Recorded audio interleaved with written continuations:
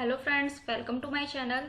I am Sheetal Saraswat and ये React JS की हमारी थर्ड वीडियो होने वाली है। सो फ्रेंड्स, आपने लास्ट वीडियो में देखा था कि हम लोगों ने रिएक्ट.जेएस को कैसे इंस्टॉल किया था एंड उस प्रोजेक्ट को हमने कैसे एडिट किया था। बट फ्रेंड्स, आज हम जानने वाले हैं कि रिएक्ट.जेएस का फोल्डर स्ट्रक्चर क्या है। सपोज जो उस दिन हम लोगों ने डाउनलोड किया था, पहले हमने नोड को डाउनलोड किया था, रिएक्ट को इंस्टॉल किया था, देन हम लोगों के पास में एक फोल्डर आया था। देन उसमें क्या क्या सब फोल्डर्स होते हैं, कौन कौन सी फाइल्स होती है, उन सब के बारे में हम जानेंगे कि उनका क्या क्या रोल होता है।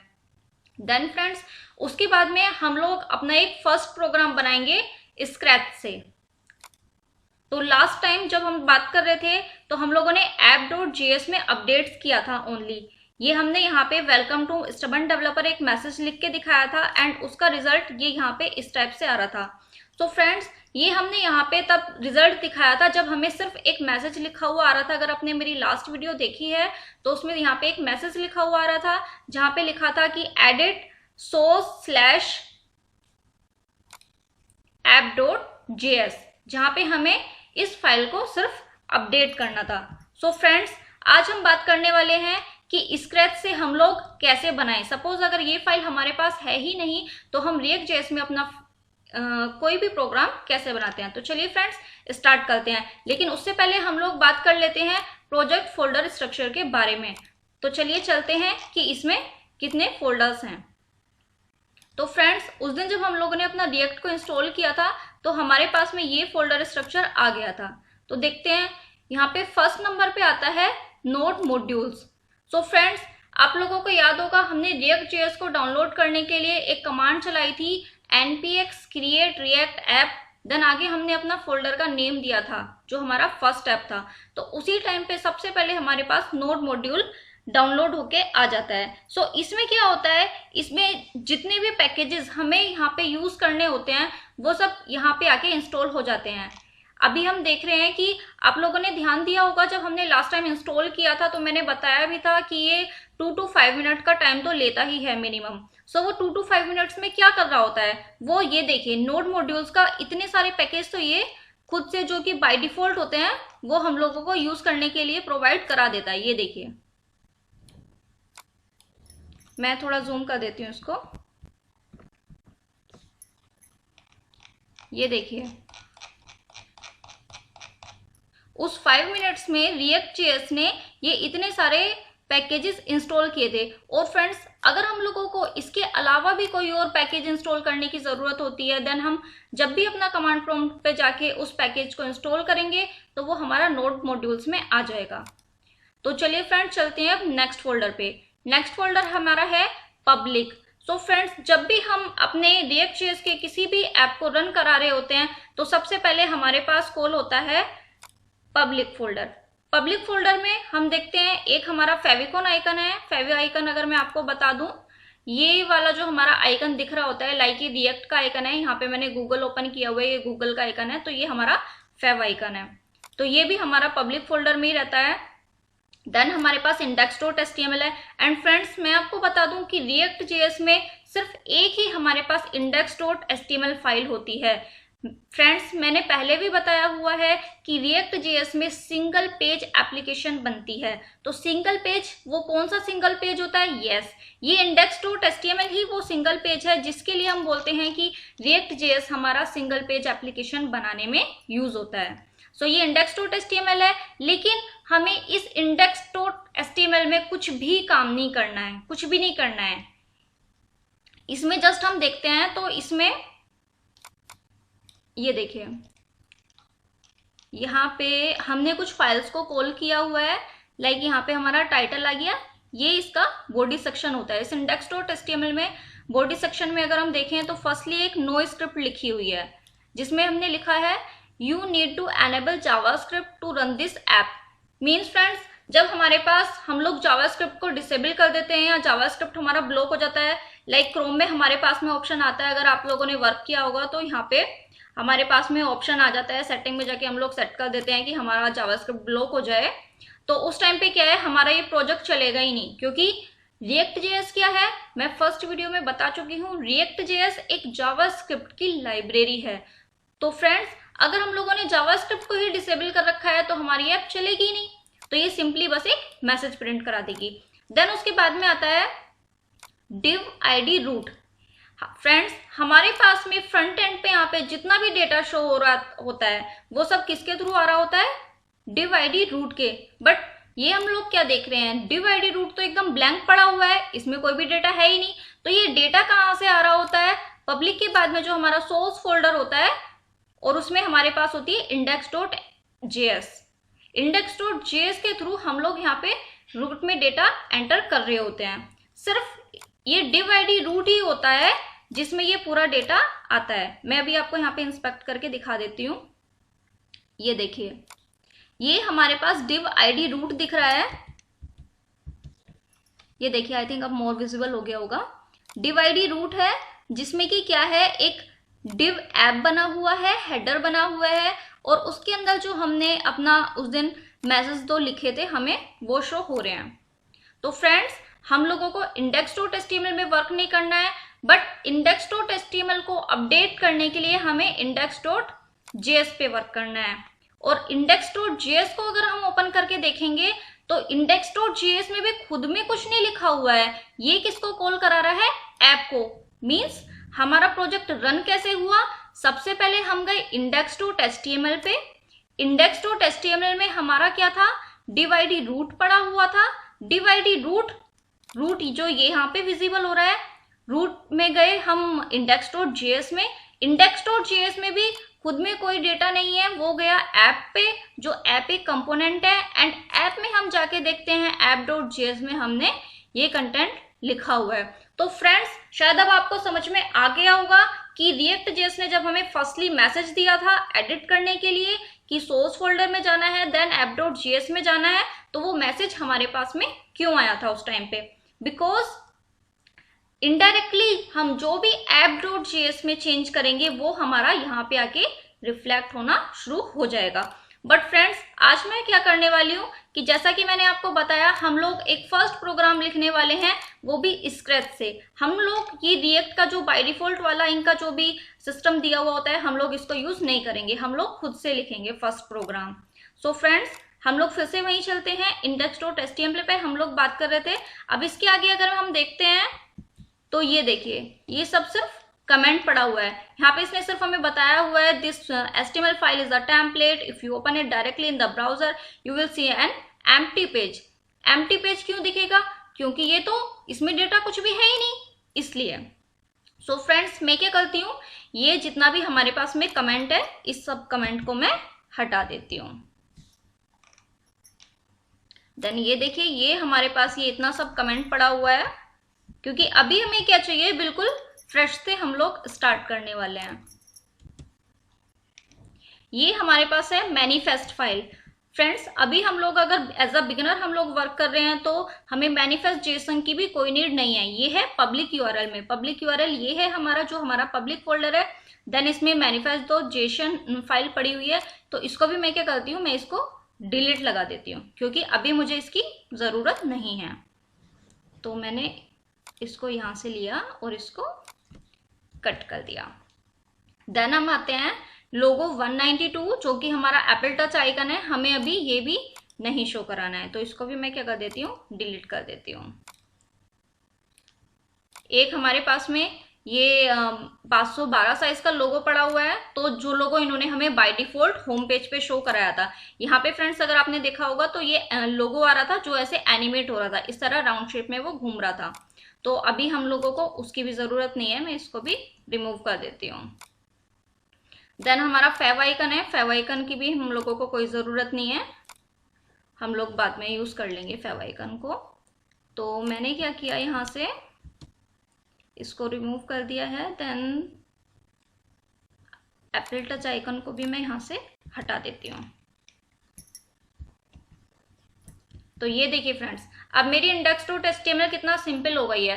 फर्स्टली हम लोगों ने डॉक टाइप HTML को कॉल कराया हुआ है, जो कि आप लोग जानते ही होंगे HTML5 में यूज होता है। देन हमने HTML का हेड सेक्शन स्टार्ट किया। हेड सेक्शन में हमने कैरसेट ऐड कर दिया है, view code, theme colour, description and title. Normally हम लोग जो अभी तक हम लोग अपना HTML में करते हैं, हम लोगों ने सिर्फ वही लिखा हुआ है, हमने यहाँ पे कुछ भी रिएक्ट का यूज नहीं किया है। देन बॉडी टैग में हमने क्या किया, एक नो स्क्रिप्ट लगा दिया अगर किसी ने जावास्क्रिप्ट को ब्लॉक किया हुआ है। देन अगर जिसके पास जावास्क्रिप्ट एनेबल होगी वहां पे उसको रूट दिखाई दे जाएगा। तो चलिए फ्रेंड्स चलते हैं नेक्स्ट फाइल पे। robot.txt में ये SEO के पर्पज की फाइल होती है, तो इस फाइल को भी हम लोग डिलीट लगा देते हैं। तो ये देखिए, ये पब्लिक फोल्डर हमारा कितना सिंपल हो गया है। पब्लिक फोल्डर में हमारे पास सिर्फ index.html ही दिखाई देगा। देन अब हम आते हैं अपना नेक्स्ट में। तो चलिए फ्रेंड्स चलते हैं सोर्स फोल्डर में। सोर्स फोल्डर में हम लोग जान ही चुके हैं कि हमारे पास index.js फाइल क्यों यूज हो रही थी, देन हमारे पास app.js फाइल क्यों यूज हो रही है। देन इसके बाद में अगर हम बात करें तो हमारे पास में इन दोनों की CSS फाइल भी पड़ी हुई है। तो हम लोगों को अभी CSS लिखने की कोई नीड नहीं है, बिकॉज हम लोग तो अभी अपना स्टार्ट लेवल पे काम कर रहे हैं। तो हम लोग मैं यहाँ से ये CSS को भी हटा देती हूँ। देन app.js की भी अभी हमें नीड नहीं है, हम लोग खुद से app.js को लिखेंगे। हम लोग app.test, हम लोगों को इसकी भी नीड नहीं है, हम लोगों को भी नहीं रखेंगे। ये सब मैं हटा देती हूँ। ये देखिए फ्रेंड्स, ये सब कुछ मैंने डिलीट लगा दिया यहाँ से। अब हमारे पास में सोर्स फोल्डर में सिर्फ हमारे पास index.js फाइल रहेगी। देन हम आते हैं, ये हमने सोर्स फोल्डर भी अपना मिनीफाई कर लिया है, पब्लिक फोल्डर भी मिनीफाई कर लिया है। देन हम आते हैं गिट इग्नोर पे। तो गिट इग्नोर फ्रेंड्स तब यूज होती है कि अगर हम लोग गिट पे वर्क कर रहे होते हैं और हम लोगों को नोड मॉड्यूल्स चाहिए कि हम लोग अपने सर्वर पे नोड मॉड्यूल को अपलोड नहीं करते हैं। बिकॉज फ्रेंड्स आप लोगों ने देखा होगा कि जब हमने नोड मॉड्यूल को इंस्टॉल किया था तो ये हमारा कितना टाइम ले लेता है। तो हम लोग इसे कभी भी सर्वर पे नहीं डालते हैं। तो अभी हम सर्वर पे कुछ भी अपलोड नहीं कर रहे हैं, इसलिए मैं गिट इग्नोर को भी यहाँ से रिमूव कर देती हूँ। package.log.json की भी हम लोगों को कोई नीड नहीं है। एंड package.json फाइल, फ्रेंड्स इस फाइल को हमें डिलीट नहीं करना होता है, क्योंकि इस फाइल में हमारे प्रोजेक्ट की पूरी इन्फॉर्मेशन लिखी हुई रहती है। लाइक फ्रेंड्स आप ये देख रहे होंगे, हमारे ऐप का इसने नेम यहाँ से ले रखा है, फर्स्ट ऐप के नाम से हमने बनाया था। हमारी ऐप का वर्जन क्या है वो भी ये स्टोर करता है, प्राइवेट ट्रू सेट हुआ है। देन हमने जितनी भी डिपेंडेंसीज ली हुई हैं, लाइक हम लोगों का रिएक्ट का वर्जन, आप लोगों ने अगर मेरी लास्ट वीडियो देखी है तो उसमें मैंने रिएक्ट का वर्जन चेक किया था, सेम वही वर्जन हमारा रिएक्ट डोम का चल रहा है। रिएक्ट स्क्रिप्ट का क्या वर्जन है, ये सब कुछ यहाँ पे स्टोर करके रखता है। देन इसने हमें स्क्रिप्ट्स का भी आइडिया दिया हुआ है। ये जो हम लोग कमांड चला रहे होते हैं ना, यहाँ पे npm start हम लोग अपना कमांड चलाते हैं। ये देखिए, ये जो भी मैं वहां पे वर्क कर रही थी, अभी लोगों को मैं डिलीट कर रही थी, तो ये सब कुछ यहाँ पे शो करा रहा है। फ्रेंड्स यहाँ पे ये जो हम लोग npm start कमांड चलाते हैं ना, जिसके थ्रू हमारा प्रोजेक्ट रन हो रहा होता है, ये यहीं से ही आ रहा होता है। यहाँ पे हम जो भी रिएक्ट स्क्रिप्ट लिखते हैं तो वो npm start जब मैं कमांड में लिखूंगी वो आके चलेगी यही कमांड, रिएक्ट स्क्रिप्ट स्टार्ट। तो ये हमारे लिए फाइल बहुत ही यूजफुल होती है। तो फ्रेंड्स प्लीज इसको हमें डिलीट नहीं लगाना है। देन फ्रेंड्स अब हम चलते हैं अपना index.js की तरफ, क्योंकि हमें क्या करना है, हमें अपना फर्स्ट प्रोग्राम लिखना है। सो फ्रेंड्स इसमें भी मैं आपको बता दूं, सबसे फर्स्ट लाइन में इसने हमें दिया हुआ है रिएक्ट को इंपोर्ट किया हुआ है। सो फ्रेंड्स अगर हम लोग रिएक्ट जेएस का काम कर रहे हैं तो हमें रिएक्ट के पैकेज भी तो यूज करने पड़ेंगे ना। तो रिएक्ट तो एक मेन थिंग है, तो अगर हमें रिएक्ट में कुछ भी यहाँ पे लिखना है तो हमें क्या करना पड़ेगा, इंपोर्ट करना पड़ेगा रिएक्ट को। देन फ्रेंड्स सेकेंड लाइन में इन्होंने इंपोर्ट किया हुआ है रिएक्ट डोम। तो चलिए फ्रेंड्स मैं स्टार्टिंग से ही आप लोगों को क्लियर ये बता देती हूँ, इसको भी मैं हटा देती हूँ। ठीक है फ्रेंड्स, अभी हमारे पास है ब्लैंक फाइल। तो चलिए एक बार चल के देख लेते हैं कि ये हमें यहाँ पे क्या एरर बता रहा है। ये हमें fail to compile no such file or directory, because अभी हमारे पास कोई भी फाइल ही नहीं है, इसलिए ये वर्क नहीं कर रहा है। ये हम लोगों को एरर नहीं बता रहा है अभी हमें। ये देखिए, ये div id रूट ब्लैंक कर दिया है इसने। क्यों ब्लैंक कर दिया है, क्योंकि index.html में भी ब्लैंक पड़ा हुआ है एंड हमने रूट में अभी तक कोई भी डेटा नहीं डाला है। तो चलिए फ्रेंड्स अब स्टार्ट करते हैं। सबसे पहले मैं करूंगी इंपोर्ट। देन मेरे को क्या इंपोर्ट करना है, मेरे को रिएक्ट इंपोर्ट करना है। एंड कहाँ से इंपोर्ट करना है, मुझे रिएक्ट से इंपोर्ट करना है। ठीक है फ्रेंड्स। देन सेकंड नंबर पे मुझे क्या इंपोर्ट करना है, रिएक्ट डोम मेरे को इंपोर्ट करना है, एंड ये मुझे कहाँ से करना है, रिएक्ट डोम से इंपोर्ट करना है। सो फ्रेंड्स, मैंने ये दोनों चीजों को इंपोर्ट कर लिया है। अब मैं आगे क्या करने वाली हूं, रिएक्ट डोम डॉट रेंडर। फ्रेंड्स, रेंडर एक फंक्शन होता है जिसके थ्रू हमें ये दिखाना है कि हमें अपना यहाँ पेज में क्या डेटा को शो कराना है, जो कि रूट में हमें ऐड करना पड़ेगा। तो फर्स्टली मैं लिख देती हूँ कि मेरे को क्या दिखाना है यहाँ पे। लाइक मैंने H1 में लिख दिया welcome to stubborn developers. Okay friends, then ये H1 हमने लिखा है, इसको हमें कहाँ पे दिखाना है, अपना रूट फोल्डर में। रूट फोल्डर में हम लोग कैसे डेटा को डाल सकते हैं, document dot get element by ID. जी हाँ फ्रेंड्स, इसमें हमें सिर्फ एक जावास्क्रिप्ट की कमांड यूज करनी है, document dot get element by root. इससे क्या होगा, ये आईडी को कैच करेगा, रूट आईडी को, एंड वहां पे जाके क्या एंटर करा देगा, वेलकम टू स्टबर्न डेवलपर्स को। तो चलिए फ्रेंड्स देखते हैं, ये देखिए। सो फ्रेंड्स, आई थिंक अब आप लोगों को समझ में आ गया है कि ये React.js कैसे वर्क कर रहा है। सो फ्रेंड्स, मैंने यहाँ पे क्या लिखा, फर्स्टली मैं दोबारा से बता देती हूँ इसका प्रोसेस। यहाँ पे हमें क्या शो हो रहा है, एक index.html आया जिसमें div id रूट था।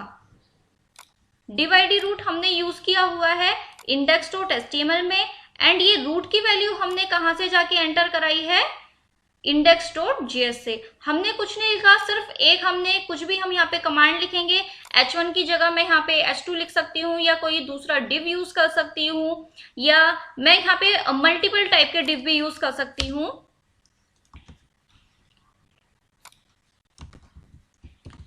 लाइक मैंने यहाँ पे लिख दिया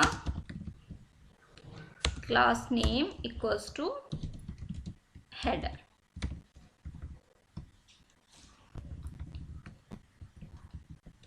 फ्रेंड्स, अभी आप देख रहे होंगे कि मैंने जब तक मैंने div यहाँ पे बंद किया हुआ था एंड यहाँ पे H1 आ रहा था, तो यहाँ पे एरर आती थी। सो फ्रेंड्स, मैं आपको बता देती हूँ कि हम रेंडर करने के लिए हम यहाँ पे मल्टीपल आइटम्स को यूज तो कर सकते हैं, लेकिन उसको हमें किसी एक पेरेंट div के अंदर बाउंड करना जरूरी होता है। लाइक सपोज यहाँ पे हमारा हमने एक div बनाया हेडर के नाम से, देन अगर मैं यहाँ पे एक अदर div बना दूं, देन ये देखिए ये मेरे को एरर शो कर देगा। बट अगर इसी div को मैं यहाँ से कट करके यहाँ पे लिख देती हूँ, तो ये मेरे को एरर नहीं बताएगा। तो ये देखिए फ्रेंड्स, यहाँ पे मैं कुछ भी कमेंट लिख देती हूँ। मैंने H1 में लिख दिया है welcome to stubborn developers and welcome to React first program. तो ये देखिए फ्रेंड्स, हमारे यहाँ पे आके ये अपडेट हो गया है। तो फ्रेंड्स, आई थिंक आप लोगों को ये समझ में आ गया है कि प्रोजेक्ट कैसे वर्क कर रहा है, index.html में डेटा कहाँ से आता है, हम लोगों ने index.js का यूज क्या किया, एंड नोड मॉड्यूल्स का क्या रूल है, पब्लिक फोल्डर का क्या रोल है, एंड सोर्स फोल्डर का क्या रूल है। सो फ्रेंड्स, हम लोगों ने जो स्टार्टिंग में अपने टॉपिक्स लिए थे, know about React.js, folder structure मैंने आपको क्लियर करा दिया है, एंड फर्स्ट प्रोग्राम हमें बनाना था, फर्स्ट प्रोग्राम भी हम लोगों ने बनाया है।